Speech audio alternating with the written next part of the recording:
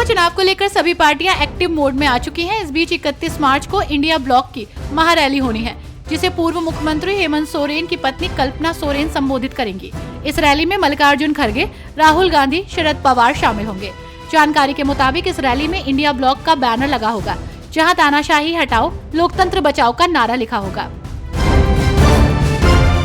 चुनाव आयोग ने 2024 लोकसभा चुनाव में लड़ने वाले उम्मीदवारों द्वारा कार्यकर्ताओं को खिलाने पिलाने में खर्च होने वाली चीजों के लिए अब रेट तय कर दिए हैं। आपको बता दें कि 18वीं लोकसभा के चुनाव के लिए मतदान नजदीक आते ही जिला चुनाव पैनल ने चुनाव व्यय निगरानी प्रक्रिया के हिस्से के रूप में खर्चों की दरें तय कर दी है। लोकसभा चुनाव की तारीखों का ऐलान हो चुका है, जहां 13 राज्यों की 26 विधानसभा सीट के लिए उपचुनाव भी होने हैं। जिन्हें 26 विधानसभा क्षेत्रों में उपचुनाव होने हैं, उसमें बिहार, गुजरात, हरियाणा, झारखंड, महाराष्ट्र, त्रिपुरा, उत्तर प्रदेश, तेलंगाना, पश्चिम बंगाल, हिमाचल प्रदेश, राजस्थान, कर्नाटक और तमिलनाडु का नाम शामिल है। तो वहीं बीजेपी ने झारखंड और राजस्थान की जिन विधानसभा सीटों पर उपचुनाव होंगे, उन सीटों के लिए उम्मीदवारों के नामों का ऐलान भी कर दिया है। चुनाव आयोग ने उत्तर प्रदेश की 8 लोकसभा सीटों के लिए दाखिल किए गए 155 नामांकन में से 71 को खारिज कर दिया है। मुख्य निर्वाचन अधिकारी नवदीप रिनवा ने इसकी जानकारी दी है। इन सीटों पर चुनाव के पहले चरण में ही वोटिंग होनी है। 19 अप्रैल को पहले चरण में सहारनपुर, कैराना, मुजफ्फरनगर, बिजनौर, नगीना, मुरादाबाद, रामपुर और पीलीभीत में वोट डाले जाएंगे।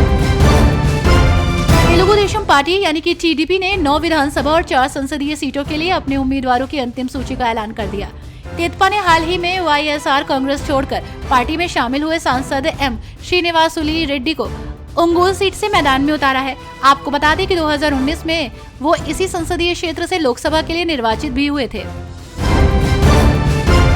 अमरावती से भाजपा उम्मीदवार नवनीत राणा ने अपने पति रवि राणा के साथ केंद्रीय गृह मंत्री अमित शाह से दिल्ली में मुलाकात की, जहां गृह मंत्री अमित शाह से मिलने के बाद नवनीत राणा ने कहा कि मैं जीवन में एक नई पारी की शुरुआत कर रही हूं।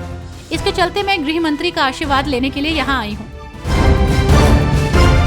दिल्ली सरकार के मुख्यमंत्री अरविंद केजरीवाल ईडी की कस्टडी में है, तो वहीं दिल्ली सरकार में मंत्री और आप नेता आतिशी ने ईडी पर सवाल खड़े करते हुए कहा कि ईडी को सीएम अरविंद केजरीवाल के फोन का पासवर्ड क्यों चाहिए। इसी के आगे आतिशी ने कहा कि ईडी को नहीं बल्कि बीजेपी को चुनाव की रणनीति जानने के लिए केजरीवाल के फोन का पासवर्ड चाहिए।